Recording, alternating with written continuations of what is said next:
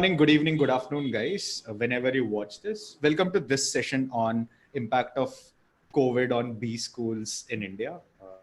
Coronavirus has been living with us for the last 8-9 months, and we have, without a lot of problems, seem to have adapted towards it. If you see the cities around, I mean, people are behaving as if it was never over here. In fact, in Goa, there are like the hotels are almost 100% to the capacity. Today, we will have a session with Goa Institute of Management. We have Professor Karman, who teaches business communication and media strategies, and Jessica Roy, who is a first year student at Goa Institute of Management, about how coronavirus is affecting MBA education as such. We have seen a lot of horror stories around the world in terms of how MBAs are not getting jobs, people are deferring they're joining for MBAs. But does MBA still hold value? And what are the challenges that the professors as well as the students are facing? And what are the convenience that the online education has brought on to them? Before I start, please do note that all the links for Goa Institute of Management's admissions, last dates, etc., will be available in the description of this video.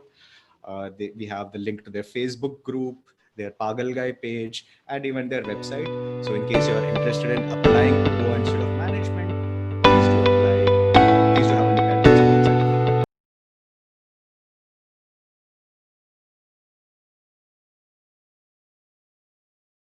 The admissions are divided into two parts. One is an achievers round, one is the regular round. The achiever round applications close on 15th of December. Please do check out on all those dates. They will be available in the description of this video. So let's start with this. Let's begin at the very starting. So coronavirus got everyone by surprise, right? Yeah, so that's true. And suddenly the prime minister came one day and decided like we have to all shut down. And similar sort of things had happened across the world. We never thought like it will actually happen here. I mean, we were all celebrating Holi and other festivals as well. Nobody was taking it very seriously, and suddenly everything shut. Right. So what were your first thoughts, especially from an MBA professor sort of perspective? What were the first concerns that you thought, okay, these are the things which are going to happen, these are the things which will be advantageous to you? So, first thoughts when it comes to the education point of view, those kicked in much later. What happened was all of the professors from GIM, or for that matter, most MBA institutes were on the admissions rounds. And I remember I was with one of my colleagues in Lucknow conducting interviews. And every day at lunch and dinner, we used to tune into some or the other news channel watching, abhi 3 case ho gaye, yahan pe, abhi 4 case ho gaye. And as you said, initially it wasn't so worrisome. When we got back to Goa, that is when the anxiety started kicking in, and we realized, thank God we are back in Goa. Otherwise, we would be spending like 4 to 5 months in the respective places where we were conducting interviews. Yes, once we realized that this is something which is, I think even for the first 3 weeks, the first lockdown, we did not think it's going to span out to 6 months or so. But once we realized that this is here to stay, and there is a possibility that physical classes will not be something viable, I think the management was very swift to adapt and start putting in infrastructure for conducting online classes. In a matter of 15, 20 days, most of the faculty members were practicing taking sessions on MS Teams, brainstorming about how are we going to take our curriculum online. So many professors, I think most of the MBA experience is very hands-on. We would have in-group discussions, the classes, in some ways chaotic.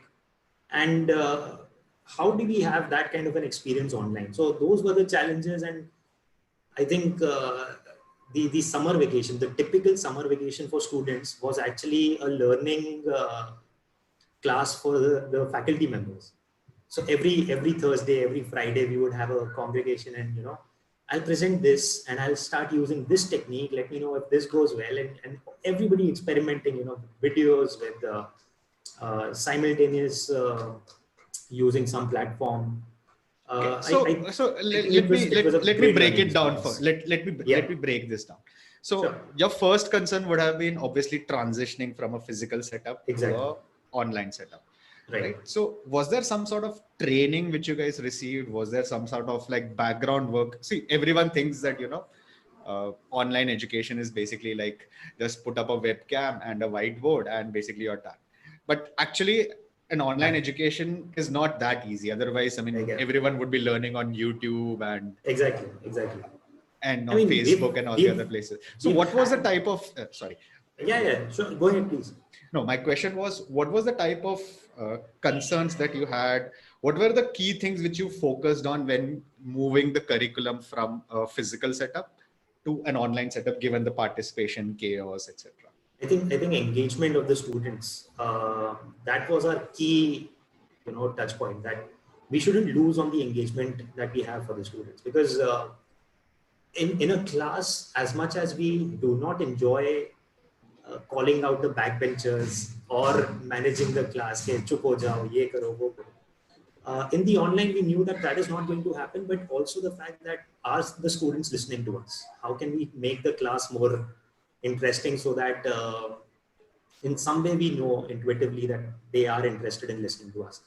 Um, the best of the platforms, say Netflix or Amazon Prime, there is a possibility you could be watching a show and dozing off at the same time. And this is education that we are talking about. Usually, the stereotypical idea we have is book haath mein pakdo and you'll fall asleep. So this could be a webcam is in front of you and you're asleep on the other side. So engagement is something which we worked on a lot. And that is primarily where peer-to-peer learning of the professors, of the faculty members came into picture. Somebody said that So can you tell me a couple of examples? Like, for example, like, so as you mentioned, like I can probably call out a backbencher, or probably if the right, professor is really strict, I mean, I have been thrown out of my class multiple exactly, times, right? So he will probably ask you to leave, right? As such. And right, MBA is basically adult education. exactly, It's not like, I mean, most of the motivation also has to come from the student to come and true, attend over there. very true, yeah, But the problem is, just as with Netflix, is that because of the distance, there is a chance that I will switch off my webcam. Most of the students will probably do it to save bandwidth so that they can right, watch Netflix at night, and right, and then decide like, okay, uh, I can probably doze off. Right? right, There is right. so. What kind of ways did you? I mean, how did you shift your curriculum? If you can give me a couple of examples, if it is not a So trade we, secret, we, please. we, we increased the frequency of having small tests, and these tests are as much for knowing how interested or how engaged is the student, as much for testing or evaluating knowledge of the student. So if suppose initially we had a test after 3 sessions, now what we would do is have a test at any random point of time in class, so that we make sure that the students are attentive, they are paying attention, and alongside make our classes a little more interactive, in the sense that invite more opinions, uh, go a little go a little slow as compared to an in-class experience. Uh, there were some faculty members who shared the thought that we'll have to up our humor level, because yet again, the stand-up comedy videos have a higher viewership on YouTube, on these things. So we also have to put up an act. If you think of facilitators, professors, we are in this business of putting up an act, and through the act, helping the students learn. So peer learning at the colleagues level was immense. Okay, so let's move a little further. I mean, you teach communication. Right. Now, communication as such requires not only words or the PowerPoint presentation, it also Right. requires your evaluation of the student's body language, right? How he's Exactly. projecting it to the other people. Right. So, do you think communication was a challenge compared to, say, a very hardcore subject like, say, economics or finance or something like that? What has been your experience teaching No, communication, my especially answer online? my answer would have been more nuanced had I uh, taught economics or finance, because then I would have both the perspectives. But yes, communication does become a little challenging. Uh, Also, I think even other subjects, the problem arises when the facilitator cannot gauge if the class spirit or the class energy is going down. In That's in true. a in a physical classroom, you can understand from the body language of the students that I have to do something. I have to bring in a question. I have to crack a joke and up the spirit of the students. Now, in this, it becomes a little difficult. As far as facilitating a course on communication or teaching communication is concerned, I think my co-professors for communication and we are in a fairly good state now, I would say. Initially, we also did see non-verbals, evaluating non-verbals as a challenge, but the way we see it is going ahead. If web meetings and webinars are the way to go, how do you tweak your non-verbals to suit the medium? So the medium is also changing. Accordingly, the communication will change. Maybe for the next couple of years, a large gathering in a closed hall is nowhere on the horizon. So as much as we would train the students and have them learn the nuances of including non-verbals and structuring your message in a certain way so that it becomes more digestible, we'll also help them train for the new medium. So, juggling between your PowerPoint and your video conference, how do you manage so many screens? Small technicalities, but which do play a big role. I feel very sad when students say, sorry, I have my presentation on the screen, so I wouldn't know if somebody has raised a hand in the chat box. How do you manage those things now? Because your presentations are going to be online. How do you make that seamless is the challenge. And then that is what we are kind of helping our students with. I think that is something which even companies, etc., are also struggling with. It's not Right. like, I mean, people have misplaced, like people don't know whether their webcam is on or Exactly. not, Yeah. Yeah. etc. Or I mean, most of the time is spent checking whether the sound is coming up or Right. properly, etc. Okay, so let me go on to the courses which GIM offers. So you guys also offer courses on data sciences, Right. banking, and healthcare management as well. Correct. So Right. have you seen an uptake in the interest, especially given that the entire world seems to be learning data science right now? Right. So uh, what do you think? I mean, like, are you seeing an uptake in those courses? Have you seen even students who are in the current, even in the core programs, looking for specializations in that particular course? How do you think that has progressed? I think yeah, there comes a time when the market demands something, the corporate world demands something, and accordingly the interest of the students is shaped. So what you're saying is very true. Be it banking, be it healthcare management, be it big data, any which way is a technology driven course. But most courses are seeing this intersection of technology with whatever be the domain. So healthcare may you would have certain technologies integrated, and students are more than willing to take it up. We have at the start of the program we have an induction where all the students, the effort is to bring all the students at the same level. So somebody coming from, say, a medical background wouldn't have very good expertise of, say, economics or some other basic language, data programming language. So the induction program focuses on that and bringing all the students to the same level. But in the larger picture, definitely we do see that technology-driven courses or technology integrated courses are being taken up more by students, and be Okay. it marketing as well. In marketing also, uh, big data is used for segmenting, targeting, all sorts of verticals. So I think that is what students require. That is what the corporates require of the students, and that is what is our responsibility to help the students learn and take it up. Okay. So now you would have seen that, I mean, if you were to look at discuss about the class participation part as such, are you seeing students being more active in the class than they would have been otherwise? Because I mean, now there is some amount of anonymity because, I can probably not feel stupid if I ask a question in front of 400 people, whereas online, I mean, I can be pretty safe. I can just ask a question and nobody is going to like bother that much about it. So are you seeing more interaction with the students? Are you seeing more discussions with the students, or are you seeing more doubts at the end of the class with the students? How is it happening versus say a last year sort of? Right. I would say both the ends have been a little extended on either end. So the people who would have participated, say, 80 kilograms in a physical classroom are participating 100 kilograms in the online space. And the people who were any which way participating 0 kilograms in a physical classroom are participating 0 kilograms. Or rather, they're more than happy to kind of be silent observers. So both the ends have been stretched at either sides.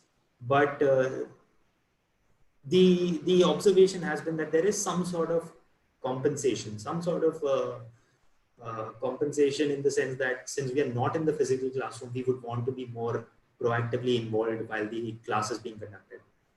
So you're right to say there is an increase in participation, there is an increase in two-way communication. It's not just you come here for an hour and a half, dump your knowledge on us and we'll just take it. It wasn't the case earlier as well, but it has further improved in the sense, I have this doubt, I have that observation, I can relate this to my experience when I was working. So those things have started coming in. Okay. More. Okay. So now in a usual physical sort of a setup, I mean, now I guess, if I'm not mistaken, you guys are back on campus, right? At least the faculty are back on campus, right? So, I mean, usually during the faculty, I mean, coffee breaks or tea breaks, etc.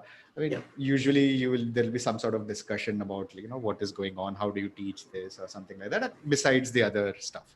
Correct. So what kind of discussion happens these days, especially with respect to, the corona situation and the engagement situation? I mean, what is the general sense of the faculty? Do you guys think that online education is going to come up completely, or, even when corona comes out, I mean, like, you guys will stick to some part will be online and rest will be physical as such? One thing is definite, that it's not going to completely transition to the online space. Definitely not, because as I said, the feel of a physical classroom, and more than that, the interactions that students have with each other is a great learning experience. So peer-to-peer learning is something which is the hallmark of an MBA course, right? A student would bring up a point of view, another student in class would contest that. And at times we as faculty members even enjoy the kind of tiff that they have between themselves. So those things I think are not replicable in the online space. And that is the reason why definitely going completely online would not be an option. But yes, looking at hybrid ways of delivering courses is something which we are considering.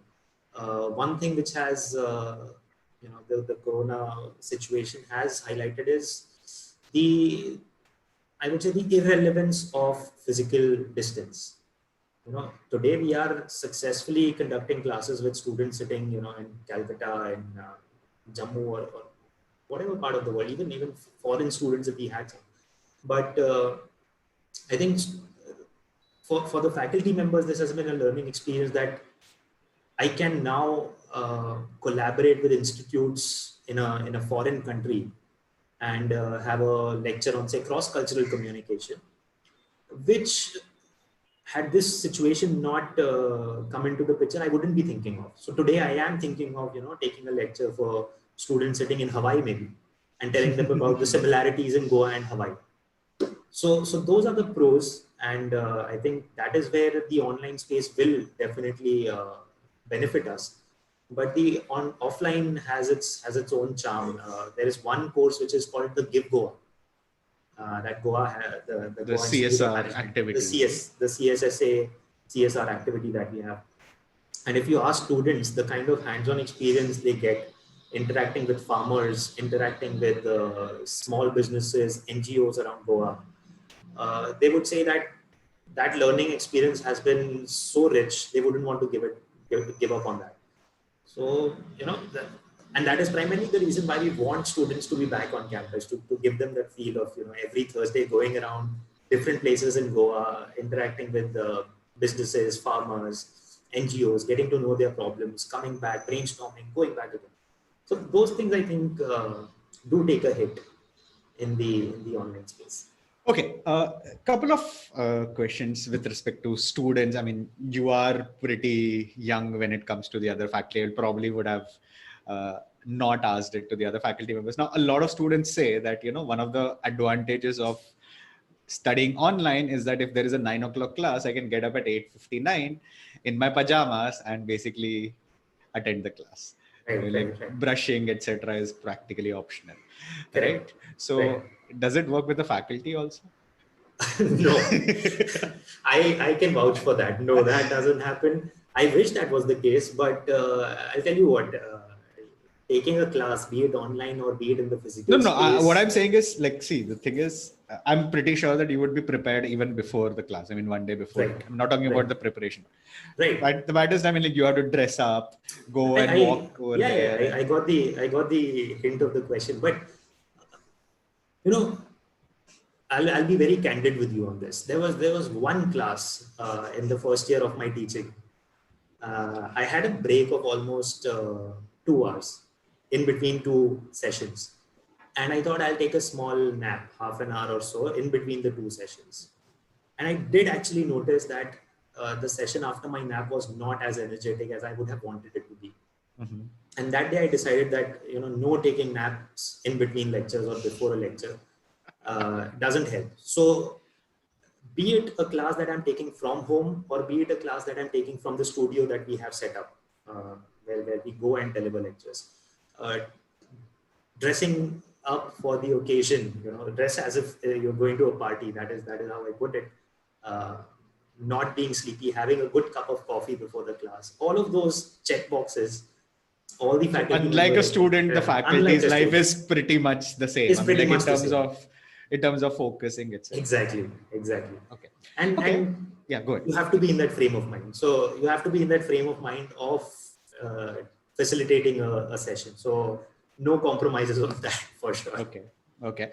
Now you also take interviews, etc. for GIM. I mean, you mentioned that you were stuck over there.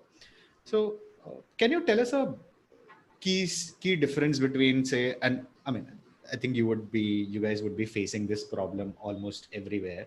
Like from a faculty perspective, what is the difference between, say, like interviewing a student in a physical setup and now you guys will be interviewing students online? I'm not sure if you guys did last year also some of the students, but probably will be doing it online as well. So what is the difference? What is the I mean, obviously the advantage is that you don't have to reschedule slots that much, right? Everyone is available as such. But can you gauge a student, or is there a problem that the student sometimes faces or you sometimes face while gauging a student? Honestly, I would say more than gauging the student's potential or personality. My worry usually in the online is about technical difficulties. We have students coming in from places, remote corners where internet connectivity is an issue. But as far as the communication goes, or for that matter, for interviews specifically, we have a protocol that you have to have your cameras on. There's no leeway in that. But adapting to the online space for conducting interviews wasn't or is not that big a challenge, I would say, because it's anyway a one-on-one setup. For that matter, right now, Vivek, I can almost feel as if I'm sitting in front of you and talking to you. So seamless connectivity, if available, I think it is not that big a challenge. Gauging the potential of a student or their dedication. Okay. That's not. I'm pretty sure you would have been asked this question by a lot of people, or some of your friends who are probably have their kids, or some of your cousins who are probably evaluating MBA as such. A lot of people think that, MBA, it's too expensive in India. It's expensive across the world, but Across in the world, India, yeah. yeah, but I mean, even in India, and given the type of things that they see on LinkedIn with people losing jobs, people from top colleges not getting placed, etc., people are thinking like, should I do an MBA? I mean, I'm going to spend 20, 22 odd lakhs for 2 years. Then I don't know whether it's going to be there. And COVID has basically magnified all the problems. COVID did create a lot of problems, but it Right. has also magnified quite a few problems which were there earlier. So Right. what would be your, I mean, given that you teach business communication, what will be your top couple of points for like pro MBA from what you have seen? I mean, even though Right. you have seen from a coronavirus situation, some things are not gone. MBA still has its charm if you have to sell that particular part. Right. So one thing is clear, your MBA degree should not just be a degree that you're doing because everybody is doing it because you want a degree. I don't see that as one of the reasons why you should be doing an MBA. I think it has to fit into the picture of your life. What is it that you expect out of life? What is it that you aspire to be, want for yourself? And it could be something which does not require an MBA. So if it doesn't, then might as well save that money and put it elsewhere or whatever. But considering the COVID situation, an interesting fact I'll tell you is the place where we are located. It's a town called Sanklin. Yeah. In the last 6 months, the number of businesses that have come up in Sanklin, I think, has been record breaking. It almost seems like Sanklin has been untouched by the pandemic, and people are flourishing with their businesses. Every week I see a new shop opening up. I see a new business coming up about some place to do with beauty and skincare, some place to do with a general store which has its own charm, some place to do with pet supplies. And I think businesses have reinvented, I would say. And that is the reason why somebody whose life plan requires an MBA, this is actually a very good time to do an MBA. Invest the 2 years to upskill, because post 2 years, again, you would have the opportunity of starting your own business, setting up something of your own. And this people have taken gambles and succeeded. I know of people who have probably lost a job, probably seen this as a good time to quit a job and do something which they always wanted to do, and succeeded beautifully. So, given that there is a certain risk involved, I agree, but also some convenience. If you think about it, today there is this convenience of not having to travel to another place. Might as well dive into it. Start, because Goa experience bhi hoga. There's no denying that. I mean, COVID is not something which will hamper our lives in a way that we go back to staying in our homes and limiting ourselves to indoors forever. So I don't see this as a limiting factor. I see this as a gateway to opportunities. I see this as a place where you can upskill in the next 2 years and try your hand at whatever you want to. There are so many businesses that have seen a downfall. There are so many, far more number of businesses, I would say, that have flourished. And you just have to identify the problem. Bring up a solution. Your MBA is going to chalk out a plan for you. HR kya karega, marketing kya karega. Also will fall into place. 2 years to figure that out. Okay. Professor Karman, thank you very much for a very candid insight of how a faculty thinks, how you guys have facing up to the challenge of the coronavirus, how students are dealing with the coronavirus, and how MBA colleges will be coping up in future with the coronavirus situation. Thank you so much for having me. Thanks.